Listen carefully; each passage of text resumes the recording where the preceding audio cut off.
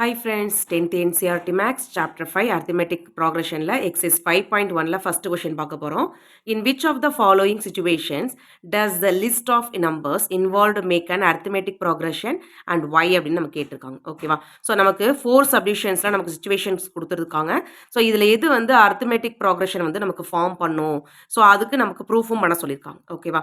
So first subdivision, the taxi fare after each kilometer when the fare is rupees 15 for the first kilometer and rupees 8 for each additional kilometer அப்படின்னு கொடுத்துருக்காங்களா. So first 1 கிலோமீட்டருக்கு மட்டும் rupees 15 வந்து charge பண்ணுறாங்க. ஓகேவா?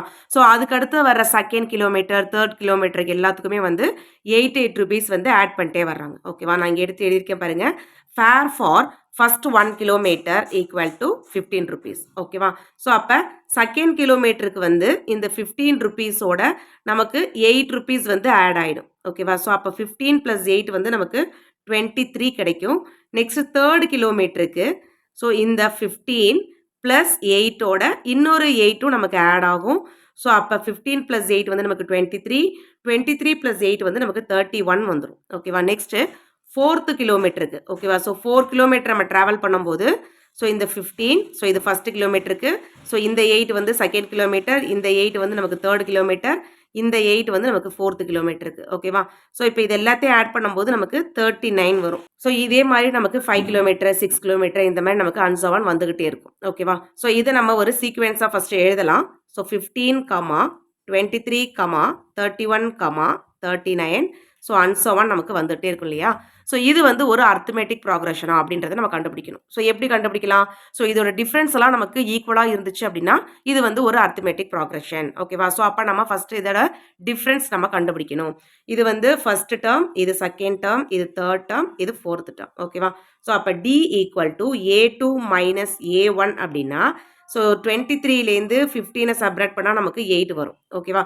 So next அதே மாதிரி D = A3 - A2. ஓகேவா? ஸோ அப்போ 31லேருந்து 23 சப்ராக்ட் பண்ணாலும் நமக்கு டிஃப்ரென்ஸ் வந்து 8 தான் வருது. Next different A4 - A3. So அப்போ 39 - 31 அப்படின்னாலும் இதோட டிஃப்ரெண்ட் வந்து நமக்கு 8 தான் வருது. ஓகேவா? ஸோ அப்போ காமன் டிஃப்ரென்ஸ் வந்து நமக்கு ஈக்குவலாக இருக்குது. ஸோ அப்போ இது கண்டிப்பாக இந்த சிச்சுவேஷன் வந்து ஒரு அர்த்தமேட்டிக் ப்ராக்ரஷனை நமக்கு ஃபார்ம் பண்ணும். ஸோ அப்போ நம்ம எடுத்து எழுதலாம். Common differences are same, so it is an arithmetic progression. Next, second subdivision. The amount of air present in a cylinder when a vacuum pump removes 1/4 of the air remaining in the cylinder at a time அப்படின்னு நம்ம கொடுத்துருக்காங்க. So இப்போ சிலிண்டரில் இருக்கிற ஏரை வந்து so vacuum பம்பை use பண்ணி ஒவ்வொரு வாட்டியும் 1/4 ஆஃப் த ஏர் வந்து ரிமூவ் பண்ணுறாங்க. ஓகேவா? ஸோ ஃபஸ்ட்டு நம்ம அந்த சிலிண்டரில் இருக்கிற டோட்டல் அமௌண்ட் ஆஃப் ஏரை வந்து நம்ம எக்ஸ்ன்னு எடுத்துப்போம். ஓகேவா? ஸோ அதான் நான் இங்கே சொல்யூஷன் எடுத்து எழுதியிருக்கேன் பாருங்க. Let the total amount of the air equal to x. ஓகேவா? ஸோ இதான் வந்து ஃபர்ஸ்ட் டேர்மாக இருக்கும். ஸோ ஃபர்ஸ்ட் டேர்ம் A1 இருக்கும். ஓகேவா? ஸோ அப்போ நமக்கு செகண்ட் டேர்ம் வந்து இந்த டோட்டல் ஏர்லேருந்து 1/4 வந்து ரிமூவ் பண்ணிடுறாங்க. ஓகேவா? ஸோ அப்போ first time air removal equal to இந்த எக்ஸ்லேருந்து 1/4 ஆஃப் எக்ஸ். ஓகேவா? ஸோ இந்த எக்ஸ்லேருந்து 1/4 ஆஃப் எக்ஸை வந்து வெளில எடுக்கிறாங்க. ஸோ அப்போ நமக்கு எக்ஸ் மைனஸ் x/4 அப்படின்னா இதை நம்ம கிராஸ் மல்டிப்ளிகேஷன் பண்ணும்போது 4x - x = 3x/4 வந்துடும். ஸோ இந்த 3x/4 அப்படின்றது நமக்கு A2 செகண்ட் டேர்மாக இருக்கும். நெக்ஸ்ட் செகண்ட் டைம் வந்து நமக்கு ஏர் ரிமூவல் பண்ணும்போது ஸோ அப்போ second time air removal equal to so இப்போ நமக்கு 3x/4 ஏர் தான் இருக்கும்.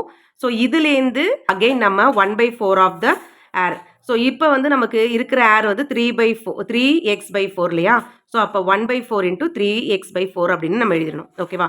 ஸோ இப்போ இதை நம்ம சிம்பிளிஃபை பண்ணும்போது 3x/4 - 3x/16 அப்படின்னு கிடைக்கும். ஸோ இதுக்கு நம்ம எல்சிஎம் எடுத்து சப்ராக்ட் பண்ணோம் அப்படின்னா ஸோ 12x - 3x = நமக்கு 9x/16 அப்படின்னு கிடைக்கும். ஓகேவா? ஸோ நெக்ஸ்ட்டு தேர்ட் டைம் ஏர் ரிமூவல் பண்ணுற போது so third time air removal equal to so இப்போ நமக்கு ரிமைனிங் வந்து 9x/16 ஏர் இருக்குது. ஸோ இதுலேருந்து நம்ம 1/4 ஆஃப் ஸோ ஏரை நம்ம வெளியில் எடுக்கிறோம் அப்படின்னா ஸோ நமக்கு ரிமைனிங் வந்து 9x/16 மைனஸ் 9x/64 அப்படின்னு வந்துடும். ஸோ இதுக்கு நம்ம எல்சிஎம் எடுத்து சப்ராக்ட் பண்ணோம் அப்படின்னா மேலே 36x வரும் மைனஸ் இங்கே நமக்கு 9x அப்படி வந்துடும் ஈக்குவல் டு 27x/64 வந்துடும் ஓகேவா. இதே மாதிரி ஃபோர்த் டேர்ம் ஏர் ரிமூவல் இந்த மாதிரி நமக்கு அன்சோவன் வந்துகிட்டே இருக்கும். ஸோ இப்போ இந்த எக்ஸ் அப்படின்றது ஃபர்ஸ்ட் டேர்ம், 3x/4 அப்படின்றது செகண்ட் டேர்ம், இந்த 9x/16 அப்படின்றது தேர்ட் டேர்ம், இப்போ 27x/64 அப்படின்றது நமக்கு ஃபோர்த் டேர்ம் ஓகேவா. ஸோ ஃபஸ்ட்டு நம்ம வந்து ஒரு சீக்வென்ஸ் அரேஞ்ச் பண்ணி எழுதிக்கலாம். ஸோ நெக்ஸ்ட் அந்த சீக்வென்ஸ் வந்து நமக்கு அரித்மெட்டிக் ப்ராக்ரஷனா அப்படின்றத நம்ம கண்டுபிடிக்கணும். ஸோ அந்த சீக்வென்ஸ் எடுத்து நான் இங்கே எழுதியிருக்கேன். எக்ஸ் 3x/4 9x/16 27x/64 ஓகேவா. ஸோ அன்சவன் நமக்கு வந்துட்டே இருக்கும். ஸோ இதில் காமன் டிஃப்ரென்ஸ் வந்து ஈக்குவலாக இருந்துச்சு அப்படின்னா இது வந்து ஒரு அரித்மெட்டிக் ப்ராக்ரஷன் வந்து ஃபார்ம் பண்ணும் ஓகேவா. ஸோ அப்போ நம்ம காமன் டிஃப்ரென்ஸ் தான் கண்டுபிடிக்கணும். ஸோ இது வந்து ஃபர்ஸ்ட் டேர்ம், இது வந்து செகண்ட் டேர்ம், இது வந்து தேர்ட் டேர்ம், இது வந்து ஃபோர்த் டேர்ம் ஓகேவா. நம்ம காமன் டிஃப்ரென்ஸ் கண்டுபிடிக்கலாம். ஸோ அப்போ D = A2 minus A1. So அப்போ A2 வந்து 3x/4 மைனஸ் A1 வந்து x ஓகேவா. ஸோ கிராஸ் மல்டிப்ளிகேஷன் பண்ணோம் அப்படின்னா ஸோ நமக்கு இங்கே 3x இருக்கும் மைனஸ் 4x கீழே டினாமினேட்டரில் 4 வந்துடும். ஸோ அப்போ மைனஸ் x/4 வந்திருக்கு. So next D = A3 minus A2 = so அப்போ A3 வந்து நமக்கு 9x/16 மைனஸ் A2 வந்து நமக்கு 3x/4 ஓகேவா. ஸோ இங்கே நம்ம எல்சிஎம் எடுத்து சப்ராக்ட் பண்ணோம் அப்படின்னா கீழே டினாமினேட்டரில் நமக்கு 16 வந்துடும். ஸோ மேலே இங்கே நமக்கு 9x, இங்கே நமக்கு மைனஸ் 12x வந்துடும். ஸோ சப்ராக்ட் பண்ணால் நமக்கு மைனஸ் 3x/16 வந்துடும். ஸோ இங்கே இருக்கிற காமன் டிஃப்ரென்ஸ் வந்து நமக்கு ஈக்குவலாக வரல. ஸோ அதனால இது வந்து நமக்கு ஒரு அரித்மெட்டிக் ப்ராக்ரஷனை ஃபார்ம் பண்ணாது. நான் எடுத்து எழுதியிருக்கேன் பாருங்க. Common differences are not equal, therefore it is not an arithmetic progression. Next, first questionல third subdivision. The cost of digging a well after every meter of digging when it costs ₹150 for the first meter and rises by ₹50 for each subsequent meter அப்படின்னு கொடுத்துருக்காங்க ஓகேவா. So வெல்ல tick பண்ணுறதுக்கு first மீட்டருக்கு வந்து ₹150 வந்து charge பண்ணியிருக்காங்க. So next second metre, third மீட்டருக்கெல்லாம் வந்து ஒவ்வொரு மீட்டருக்கும் ₹50 வந்து ரைஸ் ஆகிட்டே போயிருக்கு ஓகேவா. ஸோ நாங்கள் எடுத்து எழுதியிருக்கேன் பாருங்கள் சொல்யூஷனில். Cost of digging for 1 meter equal to, so first 1 மீட்டருக்கு வந்து ₹150 ஓகேவா. ஸோ அப்போ செகண்ட் மீட்டருக்கு வந்து ஸோ இந்த 150யோட ஒரு 50 ஆட் பண்ணிக்கணும். ஸோ அப்போ நமக்கு 200 வந்துடும். ஸோ நெக்ஸ்ட்டு தேர்ட் மீட்டருக்கு வந்து ஸோ இந்த 200ஓட அகெயின் வந்து ஒரு 50 ஆட் ஆகினா நமக்கு 250 வந்துடும் ஓகேவா. ஸோ நெக்ஸ்ட் அகெயின் ஃபோர்த் மீட்டருக்கு வந்து ஸோ இந்த 250யோட ஸோ இன்னொரு ₹50 ஆட் பண்ணால் நமக்கு 300 வந்துடும் ஓகேவா. ஸோ இதே மாதிரி நமக்கு 5th மீட்டர் 6th மீட்டர்லாம் நமக்கு அன்சவன் வந்துட்டு இருக்கும். ஸோ இது வந்து ஃபர்ஸ்ட் டேர்ம், இது வந்து செகண்ட் டேர்ம், இது வந்து தேர்ட் டேர்ம், இது வந்து ஃபோர்த் டேர்ம் ஓகேவா. ஃபர்ஸ்ட் வந்து நம்ம ஒரு சீக்வென்ஸ் எழுதலாம். ஸோ 150, 200, 250, 300, அன்சவன் நமக்கு இது மாதிரி நமக்கு வேல்யூஸ் வந்துட்டு இருக்கும். ஸோ இது வந்து நமக்கு அரித்மெட்டிக் ப்ராக்ரஷன் அப்படின்றத நம்ம கண்டுபிடிக்கணும். ஸோ அரித்மெட்டிக் ப்ராக்ரஷன் அப்படின்னா ஸோ இதோட டிஃப்ரென்ஸ்லாம் நமக்கு ஈக்குவலாக இருக்கணும். ஸோ இது வந்து A1, இது A2, இது A3, இது A4 இல்லையா.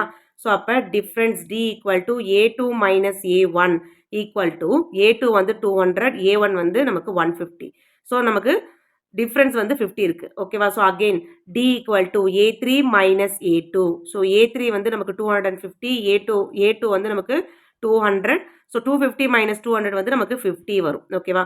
So again D = A4 minus A3 = so A4 வந்து 300, A3 வந்து 250. சப்ராக்ட் பண்ணால் நமக்கு 50 வந்துடும் ஓகேவா. ஸோ அப்போ டிஃப்ரென்ஸ் எல்லாமே நமக்கு ஈக்குவலாக இருக்குது. ஸோ அப்போ இது வந்து கண்டிப்பாக ஒரு அரித்மெட்டிக் ப்ராக்ரஷன் தான் ஓகேவா. ஸோ நான் எடுத்து எழுதியிருக்கேன். Common differences are equal, therefore it is an arithmetic progression. Next, first questionல fourth subdivision. The amount of money in the account every year when ₹10,000 is deposited at compound interest at 8% per annum அப்படின்னு கொடுத்துருக்காங்க ஓகேவா. So அப்போ starting amount வந்து நமக்கு 10,000 இருக்கும். So இதான் வந்து நமக்கு ஃபர்ஸ்ட் டேர்ம் A1 ஓகேவா.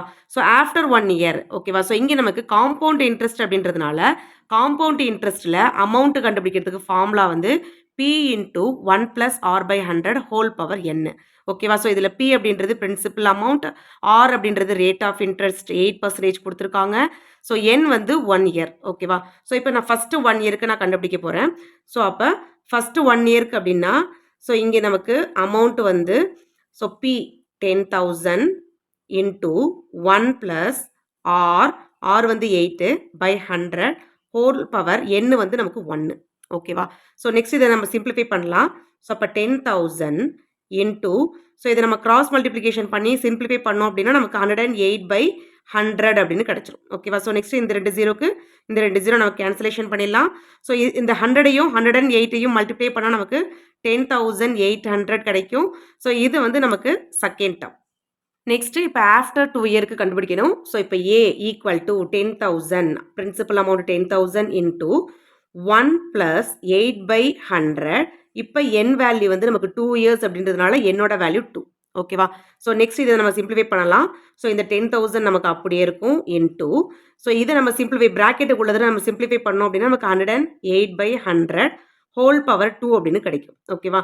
ஸோ நெக்ஸ்ட் இந்த 10,000 இன்டூ இந்த ஹோல் ஸ்கொயர்டை நம்ம 108/100 இன்டூ 108/100 அப்படின்னு எழுதிக்கலாம். ஓகேவா? ஸோ இந்த 2 ஜீரோக்கு இந்த 2 ஜீரோ கேன்சலேஷன் ஆகிடும். அதே மாதிரி இந்த 2 ஜீரோக்கு இந்த 2 ஜீரோ நமக்கு கேன்சலேஷன் ஆகிடும். ஓகேவா? ஸோ ரிமைனிங் உள்ளது இந்த 108ஐயும் இந்த 108ஐயும் நம்ம மல்டிப்ளை பண்ணோம் அப்படின்னா நமக்கு 11,664 கிடைக்கும். ஸோ இது நமக்கு தேர்ட் டேர்ம். ஓகேவா? ஸோ ஃபர்ஸ்ட் 3 டேர்ம்ஸ் மட்டும் நமக்கு போதும். ஸோ இந்த டேர்ம்ஸ் நம்ம இங்கே எழுதிடலாம் சீக்வென்ஸாக. ஸோ ஃபர்ஸ்ட் வந்து 10,000, next 10,800, next 11,664 and so on நமக்கு வந்துட்டே இருக்கும். ஸோ இதில் வந்து 10,000 வந்து A1, இது A2, இது A3. ஓகேவா? ஸோ இதில் நம்ம டிஃப்ரென்ஸ் கண்டுபிடிக்கணும். ஸோ அப்போ D equal to A2 minus A1 அப்படின்னா 10,800 மைனஸ் 10,000 அப்படின்னா நமக்கு டியோட வேல்யூ வந்து 800 கிடைக்குது. ஓகேவா? ஸோ நெக்ஸ்ட் அகெயின் டியோட வேல்யூ கண்டுபிடிக்கிறோம். So A3 minus A2. So இப்போ 11,664 மைனஸ் 10,800 சப்ராக்ட் பண்ணால் நமக்கு 864 கிடைக்குது. ஓகேவா? ஸோ ரெண்டு டிஃப்ரென்ஸும் நமக்கு ஈக்குவலாக இல்லை. ஸோ அப்போ A2 minus A1 not equal to A3 minus A2. ஓகேவா? ஸோ நமக்கு டிஃப்ரென்ஸ் ஈக்குவலாக இல்லை. ஸோ அப்போ இது வந்து நமக்கு ஒரு அர்த்தமேட்டிக் ப்ராக்ரஷனாக நமக்கு ஃபார்ம் பண்ணாது. ஸோ கீழே எடுத்து எழுதலாம் common differences are not equal, therefore it does not form an AP arithmetic progression.